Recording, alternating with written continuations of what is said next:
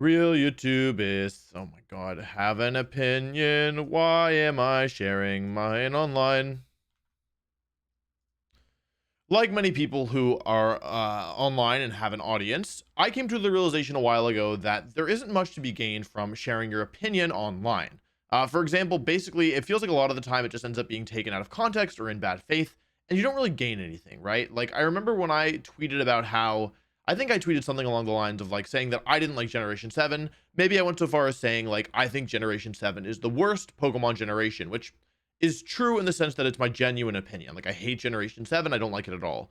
I got death threats for that. Like people were mad. Like I got a lot of really nasty messages and I think that I'm not here to delve into the psychology of it. I think that there's no real benefit to sharing your opinion online. Most of the time, I should say. Most of the time, there's no real benefit to sharing your opinion online because the people who agree with you are going to agree with you, and all it really does, in my opinion, is kind of just promote, I don't know, people like getting mad at you, right? Like there's only like it feels like there's a no winning situation. So as I kind of spoiled, why am I talking about my opinion online today? Well, the reason is that I think that this is an important thing to talk about. I think that a lot of people don't understand this particular topic, and I don't know. I feel like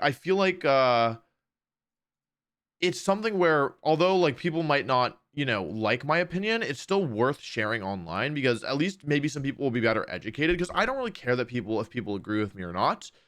But I do care that people like have, at least considered multiple perspectives before coming to their own conclusion and at least have good, what I believe is good information, at least have access to more information. So today that's the wrong one. Today we're going to be talking about this tweet from Billa, who's a good friend of mine, which says, "Wake up world, we are playing open team list in VGC 2023." And is a screenshot from the official VGC rules, which dropped somewhat recently. And I know that my nice little face cam is in the way, but I will read it to you. It says, "The 2023 Video Game Championship season will utilize an open team list format. Players are required to provide players are required to provide a legible and accurate list of the Pokemon that comprise their team. All Pokemon information provided on the team list will be made available to the opponent except for the Pokemon stats." Now, when I saw this, I was like, this is amazing. Playing Pokemon already is difficult, to be honest. There's a lot of volatility, there's a lot of variability, and like to make the game more consistent, you try to play in more consistent ways. And because of the Terra factor, the game is very volatile to say the least. At least when you play online. When you think about how there's only 4 Pokemon that you bring to each match, and so when you think about how influential a single turn can be out of like a 7 to 10 turn game, it can be a pretty big deal. And with Terra, oh my god, excuse me, with terrestrialization, it becomes kind of difficult because it's no longer possible to cover for every option, right? Like it's not possible to cover for every one of your opponent's Pokemon turning into any possible type on every single turn. It's just not possible. Like it's mathematically, like the human brain can't do it. It isn't possible. So when you run into somebody on the ladder, you have no idea if their Tyranitar is Terra Ghost or Terra Rock or Terra Fairy or an offensive Terra type. We're already seeing this in the early metagame with Hydreigon, who at the moment Terra Fire is picking up because it gives it like more power on Heat Wave, which is really good into Steel and better into Fairy types. And of course Grass and Ice types as well. But we're also seeing Terra Steel defensively and Terra Poison defensively. So if you want to hit Hydreigon with a fighting move, you have no idea if it's going to be Terra Steel, Terra Poison, or Terra Fighting. That's 3 different multipliers of how much damage it could do. 2 times, 1/2, or neutral 1 times. So it's impossible to plan ahead. So when I saw this, I was really happy because basically, for those of you who don't know, wrong again, open team list. What this means is that all information about the team is available to you publicly. I think that I like it's basically like if you were to go to Pokemon Showdown and hit export and then just delete the EVs, or you post a team without the EVs. So you do not know what stats or natures your opponents are running, but you do know their items, their moves, and of course their Terra types. Now, it seems like the general consensus from the general populace, which I viewed from this tweet, which is I said, this is a great change. Having to cover for every Terra type on every one of your opponent's Pokemon is impossible. Can't wait for this year's tournament. It's a pretty reasonable take. To be clear, I didn't get like hate for anything like this, but it did seem like this opinion was unpopular. It seems like basically a lot of people, I think there's a lot of people who say we have some positives, seems pretty healthy, but a lot of negative. I read through all these when I first tweeted this, and a lot of negative. Worst change, just show Terra types in team preview. Yeah.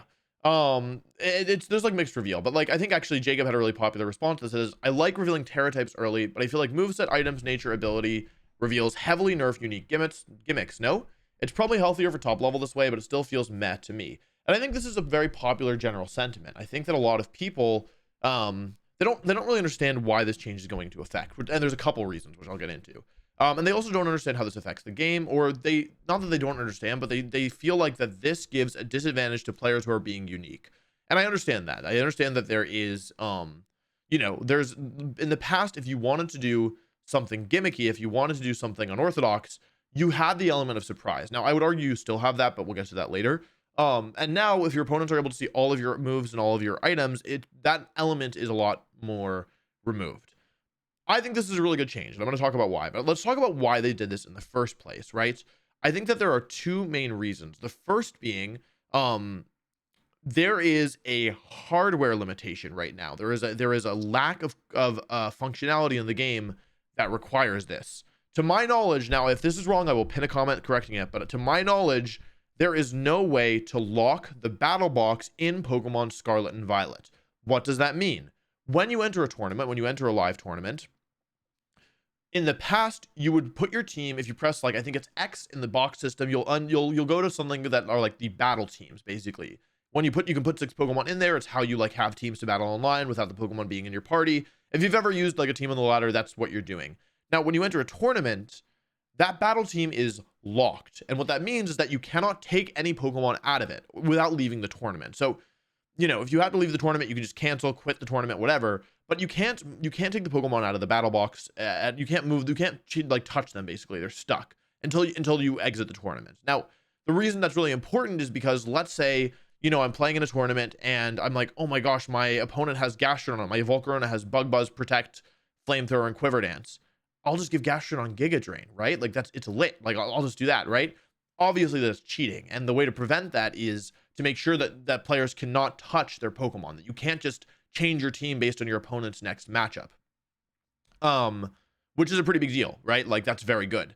That feature, the ability to lock the battle box, does not currently exist in Pokemon Scarlet and Violet. So when I enter a live tournament, there is no like hardware limitation. There is nothing stopping me from going in and modifying my team between rounds.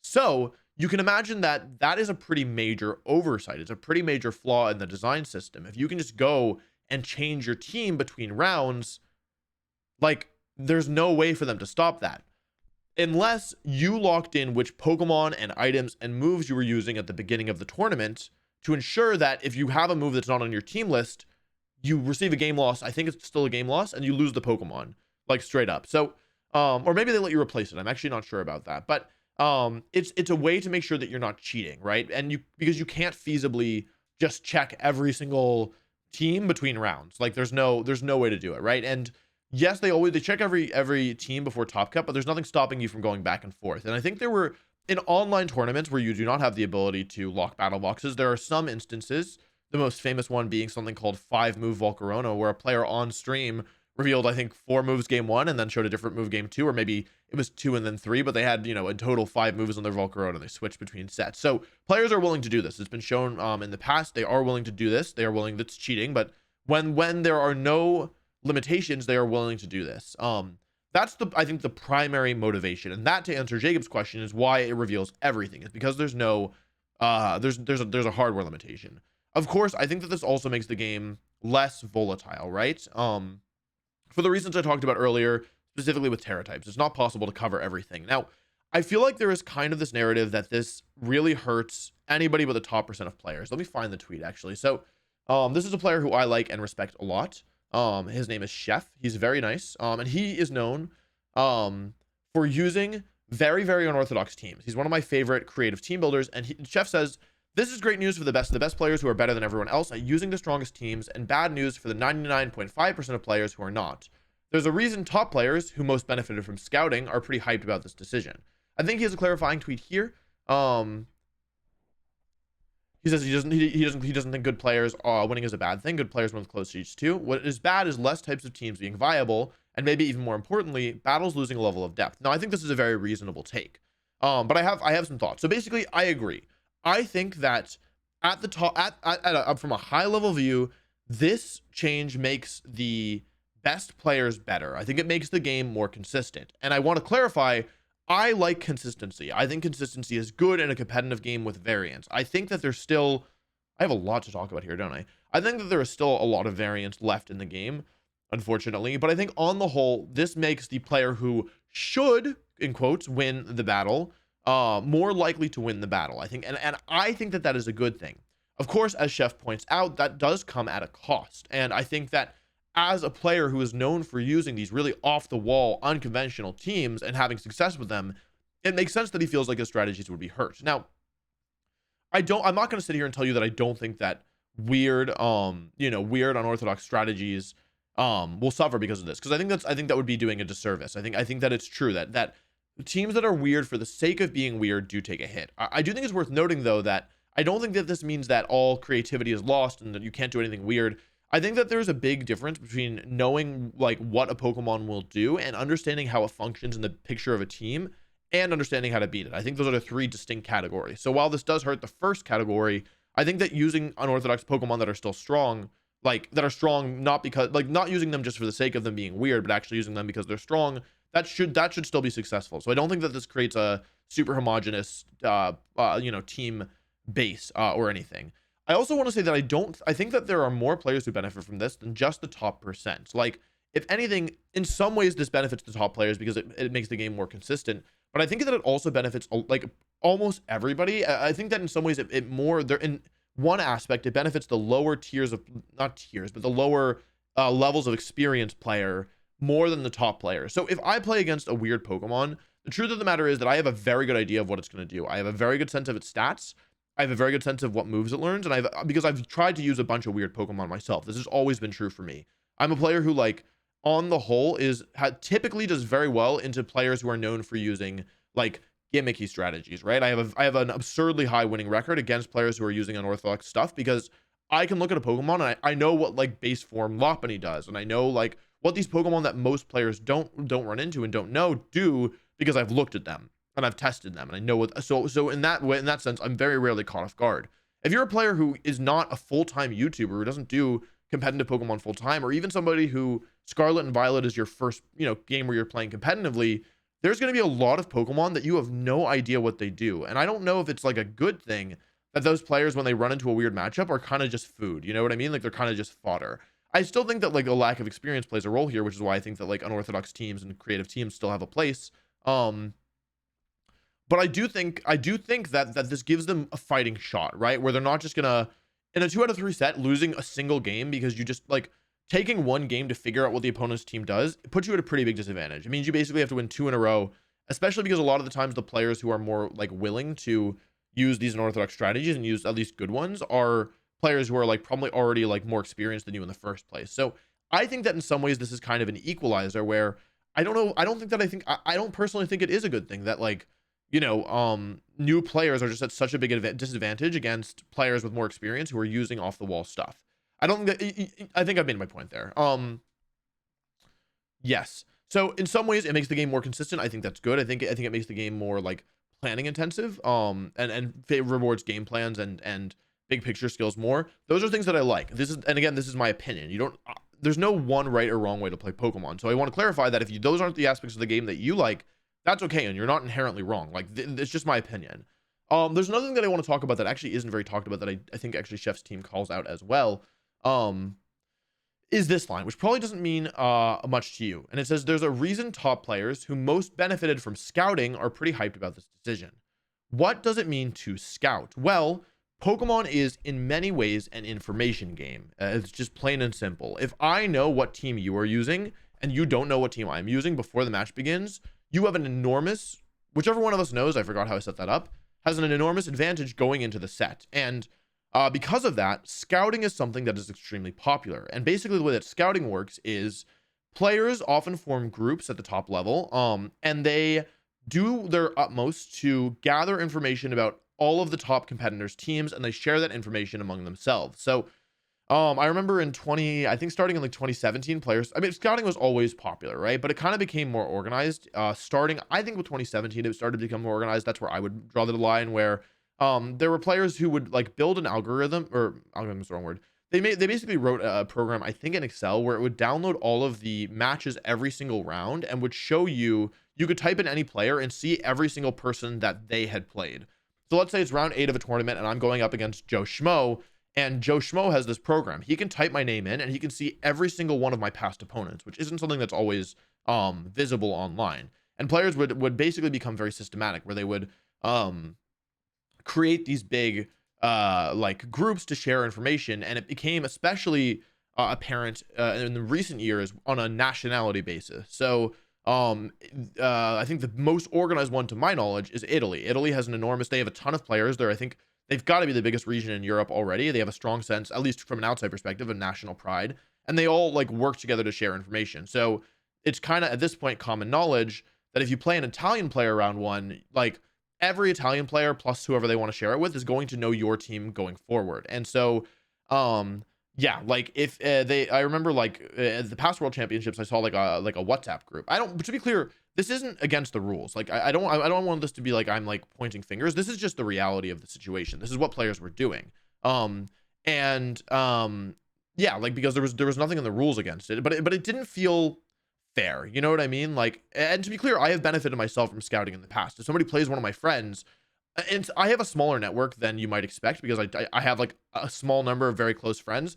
We've absolutely benefited from scouting. There have been times where I've gotten information on my opponent's team in advance. But I will say on the whole, especially at the top level, I am hurt a lot more by scouting than I am helped by it. In the sense that I am, for lack of better language, I am the number one most like eyes on player in any tournament that I play in. I am the most like the player who like more than anyone else people want to know their team of. And at Worlds this past year, I didn't mention this in my Worlds video because I didn't want it to seem like I was salty, and frankly because it didn't play a reason. I did not lose because of this. This had no bearing on my performance. But there were players who were filming my matches over my shoulder. They had their phones out, and they were zooming in on my screen, and they were able to get my stats, or some of my stats, my HP numbers, as well as moves that I did not reveal in my sets. And there was nothing I could do about it. Like I was sitting there, it wasn't, like there was nothing I could do about it. I was playing my match. I was aware of it. And like, at some point my friend said like, hey, knock it off. But like, I don't even know. I didn't bother finding out, but like they got a lot of information off of that. Right. And it's distracting, and it was annoying, and it's a shame. Right. And that's just one example. There was actually a number of players, including someone who did very, very well, who brought binoculars to the first day of the world tournament, to the first day of the world championship. So, and I think that it actually, I don't want to speak falsely, but basically there are players who auto qualified to the second day of competition. And so they had nothing to do on the first day. So they brought binoculars and they were watching top players. So even if so in the match where I was being filmed, I happened to be put at a table that was on the edge of the playing area. In that case, like the people could just film me over my shoulder. But if I was in the middle, ordinarily I would be safe, except that like I wasn't safe because they had binoculars, and they definitely were like clear enough that they could see matches. I don't know how impactful they were, but you kind of get where you can understand where things are at right now, right? Where there's an enormous, it's such a huge information advantage that like we have these gigantic, mostly national like groups where people share information, and we also have players who are like willing to go to, I would say, maybe not super healthy lengths in order to kind of gather information. And this is all allowed, or not the filming over the shoulder, that wasn't allowed. I don't know if the binoculars are technically allowed, but like, you know, it's not like, it's like, this is like, it's not explicitly against the rules, but it's not good. You know what I mean? And like, for the most part, this almost exclusively benefits players who are established. I am kind of like the one edge case because of my scenario, but on the whole, this is benefiting the established players, the players with connections, the players who, you know, like know the most people, have been around the longest. I've had times where people who I don't know super well have, you know, come up to me and unprompted given me information about my next opponent. Like, not in recent years, but like I remember one time, I think in 2019, where I was like, or maybe 2018, someone was like, hey, I played your guy, like this is what he has. And I was like, oh, well, thanks. Like I didn't even know this person, you know what I mean? And that happens for top players because, you know, that's they're known and people want to help them, and maybe they're fans, whatever. This does not benefit anybody who's not established, right? Like if you are a person who If you're a player who is new, if this is your first season, you are not going to benefit from this. And I don't like this. I don't think this is good. I think that it gives an unfair advantage to players who've been around for ages. And it's not against the rules, but it feels a little against the spirit of the game. And so what I like about open team sheets is that now we don't have to worry about any of this. You know what I mean? Like, because like you might say, oh, well, they should just ban these, group chats. Like they should ban scouting. It's not feasible, right? This is happening. First of all, Pokemon doesn't want to regulate your text messages. You know what I mean? They don't want to write. They don't want to be responsible for what's going on in WhatsApp or on Discord, right? They don't want that, right? And I don't think that banning it makes it like it might make people smarter about how they do it. There's no way to regulate this. Like there's literally no way to do it. So open team sheets are a really good solution because it levels the playing field. And now it doesn't matter if, you played a Japanese player round one and now, like every single person who was at the tournament from Japan knows your team because you have that same advantage. You're also given their team as well. And I think that's good. And I know it's not ideal that we got to a point where scouting is so bad that like it's gotten to this point, but this is the reality we live in and it's nobody's like fault, I would say, but it's just the reality. And I think that this is a really healthy way to combat that and level the playing field. That's what I think personally. I mean, if you don't agree with me, that's fine, but then I think you need to think about how you need a different solution to scouting. And I think personally, this is the best and most fair one. The last thing I want to talk about is that while players are like, I think a lot of people are fixated is the wrong word. I think a lot of players are taken aback at how much information is shown. Terra types, moves, items, abilities. That's a lot of information. Not showing the stats is actually still a pretty big deal because of how wide the range is of a Pokemon.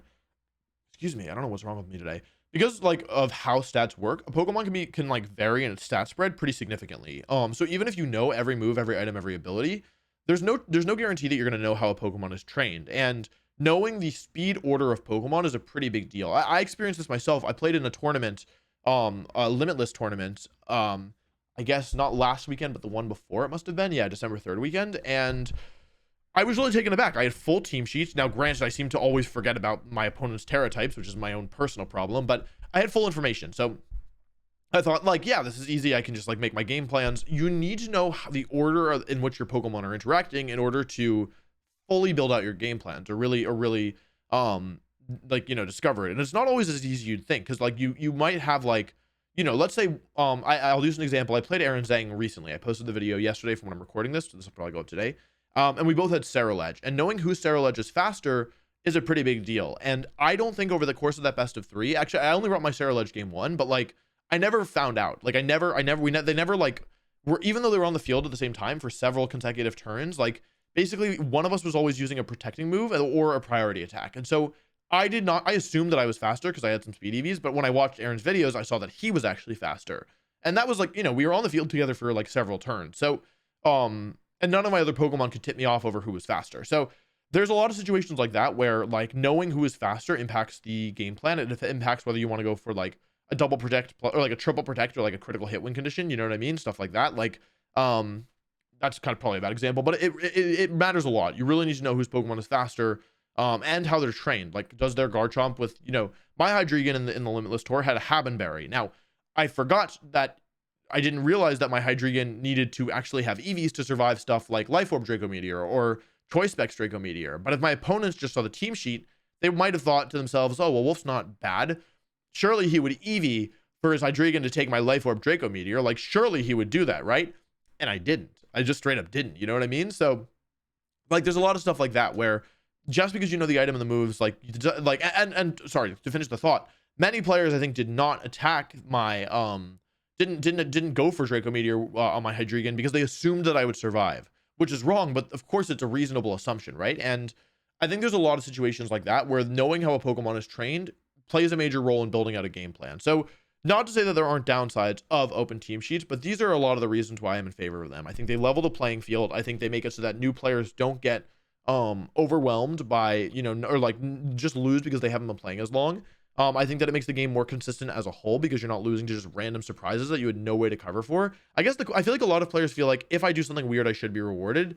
And I get that, but I also feel like it feels pretty bad to lose to an option that you had no way of predicting, that you had no way of covering. And it's like, well, like this happened to me at Worlds 2019. My round one opponent beat me, then lost the next, I think 4 or 5 sets consecutively. So they were like 1-4 or 1-5.